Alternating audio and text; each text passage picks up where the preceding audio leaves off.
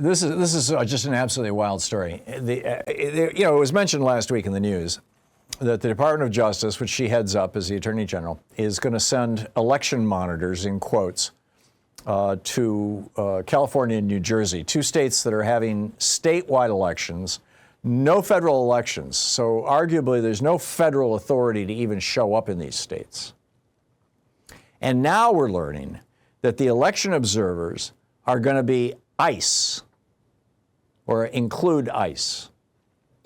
Now, the Supreme Court, or at least Justice Kavanaugh, they're called Kavanaugh stops, wrote in a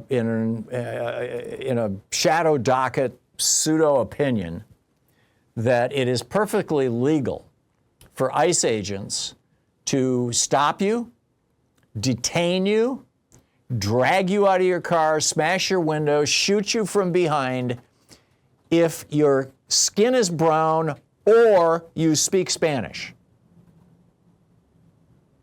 Again, these are called Kavanaugh stops, and they are now legal across the United States, which means that in the polling places in New Jersey and in California, and the counties, by the way, that have been announced are counties with heavy Hispanic populations that vote heavily Democratic.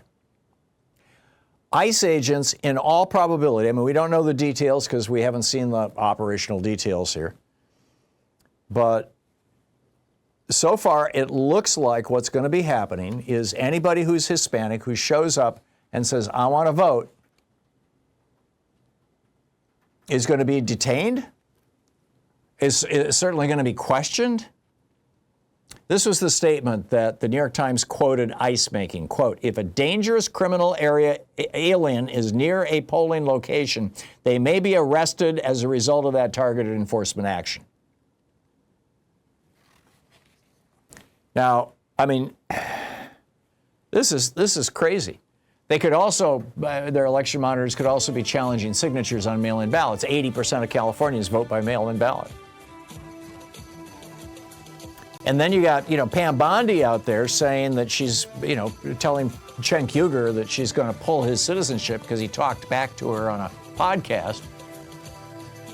I'll get into that a little later on, but how many of these people are naturalized American citizens who are now going to be afraid to vote because they're afraid of losing their citizenship? Listening to the Thom Hartmann Program. Call 202-808-9925. I think we are seeing the early stages, or at least the testing ground, the 2025 testing ground for the 2026 election suppression campaign.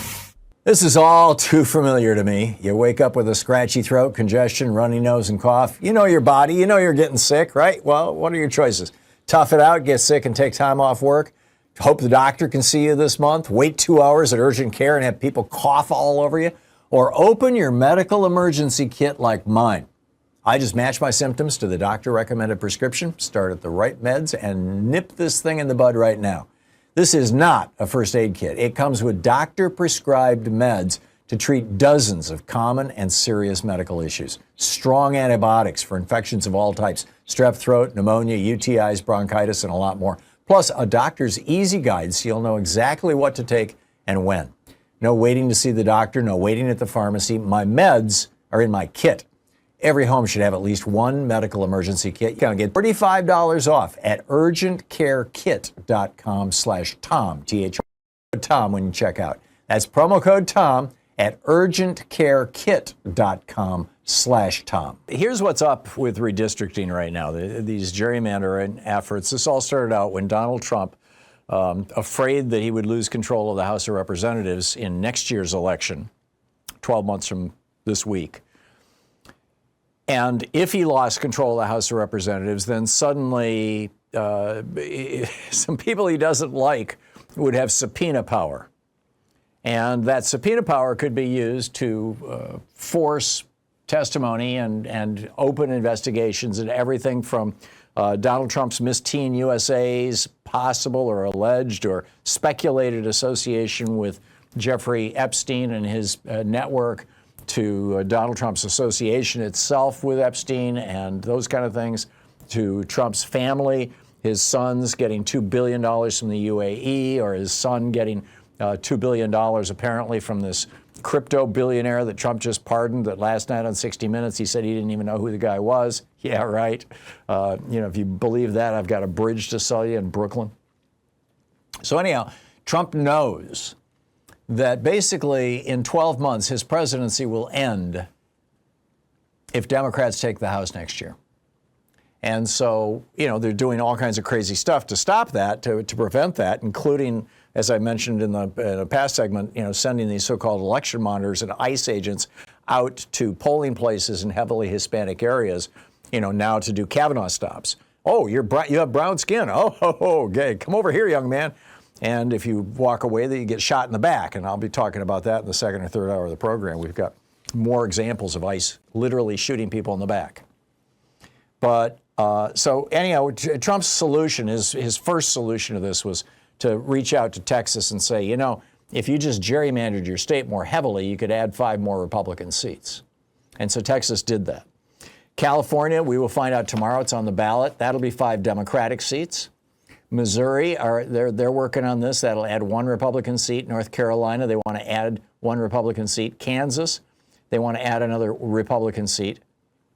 Virginia, if this succeeds, and a lot's going to depend on the election tomorrow, could see 3 seats added for Democrats. Indiana, 2 seats for Republicans. Ohio, 1 seat for Republicans. Illinois, if they do it, 1 seat for Democrats. Maryland, if they do it, 1 seat for Democrats. Florida, they're going ahead with this. They're going to add 3 seats for Republicans. Louisiana will add a Republican seat. Alabama will almost certainly add a Republican seat. In Wisconsin, if it happens, they could add 2 seats for Democrats. In Utah, if it happens, they could add 2 seats for Democrats.